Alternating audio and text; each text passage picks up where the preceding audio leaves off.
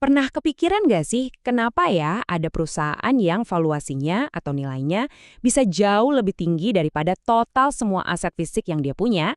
Nah, hari ini kita bakal bongkar rahasia di balik nilai gaib yang ternyata jadi kunci sukses sebuah bisnis. Oke, kita mulai dari sebuah teka-teki yang beneran terjadi. Coba lihat ini. Gimana ceritanya sebuah perusahaan yang asetnya, kalau dihitung-hitung semua nih ya, pabriknya, tanahnya cuma 1 triliun rupiah, tapi kok bisa dihargai 4 triliun di pasar? Jawabannya ada di sini, dan ini adalah kunci buat ngerti nilai bisnis di zaman sekarang. Dan ini bukan angka ngasal loh, ini adalah valuasi beneran dari Sari Husada atau yang mungkin kita lebih kenal sebagai SGM beberapa tahun yang lalu. Sekarang, yuk kita bedah angkanya bareng-bareng. Coba perhatiin tabel ini deh.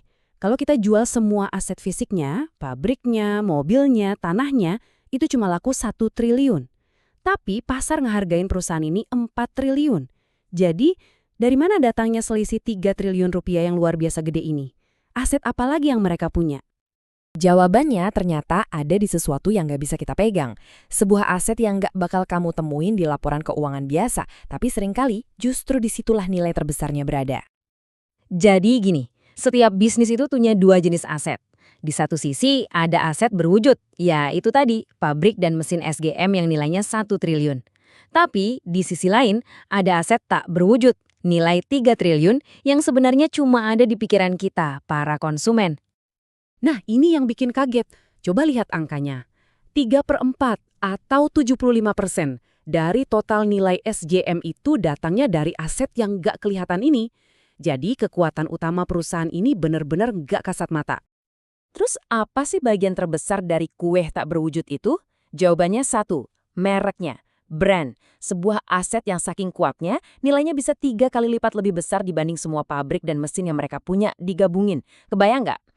Mantan CEO SJM, Budi Isman, punya analogi yang pas banget.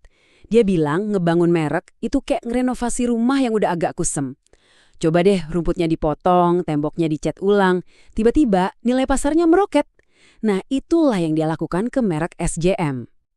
Oke, sekarang kita nggak cuma ngomongin teori, yuk kita lihat langsung gimana semua ini diterapin di dunia nyata. Ini dia studi kasus titik balik SGM yang hasilnya luar biasa. Jadi, waktu Budi Isman masuk, SGM itu ibarat raksasa tua yang dihormati, tapi mereknya terasa agak usang. Dianggap kuno, nggak inovatif. Akibatnya, pertumbuhannya melambat. Dia sadar banget aset mereka yang paling berharga, yaitu mereknya, itu lagi terabaikan. Akhirnya, dia ngambil satu langkah yang sangat berani. Bukannya bikin banyak produk baru, dia malah mutusin buat fokus 100% ke satu hal. Moles lagi si rumah tua itu sampai kilaunya keluar lagi. Dan hasilnya? Gila banget, coba lihat lini masa ini.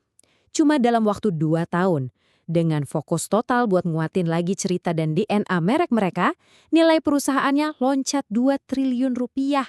Ini bukti nyata betapa kuatnya sebuah fokus pada brand. Cerita SGM tadi ngajarin kita soal perubahan cara pandang yang penting banget. Ini adalah perbedaan antara bisnis yang bisa tumbuh pesat sama bisnis yang cuma sekedar bertahan hidup.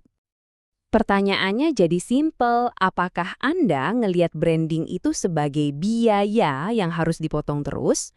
Atau sebagai investasi yang bisa ngasih keuntungan berkali-kali lipat di masa depan? Nah, cara pandang inilah yang bisa mengubah segalanya. Oke, terus gimana caranya kita bisa nerapin pelajaran berharga ini ke bisnis kita sendiri? Gak peduli mau bisnisnya udah gede atau baru mulai, prinsipnya sama aja. Jadi gini, nilai sebuah merek itu ada 3 level. Level paling dasar itu soal fitur produk. Nah, level kedua itu manfaat yang didapat pelanggan. Tapi level tertinggi, disinilah harta karunnya berada, yaitu identitas. Pertanyaannya bukan lagi dapat apa, tapi jadi siapa pelanggan Anda saat pakai produk Anda? Kenyataannya, 99% pengusaha itu mulainya dari produk. Mereka kejebak di level fitur, terobsesi sama produknya. Padahal nilai terbesar itu justru muncul waktu produk kita bisa nyambung sama identitas dan mimpi dari pelanggan kita. Jadi, kesimpulan utamanya begini, laporan keuangan Anda itu nunjukin nilai fisik dari barang-barang yang Anda punya, tapi nilai terbesar dari bisnis Anda itu nggak ada di sana. Nilai itu ada di dalam pikiran pelanggan Anda dalam bentuk kepercayaan. Nah, pertanyaannya sekarang, seberapa besar nilai kepercayaan itu?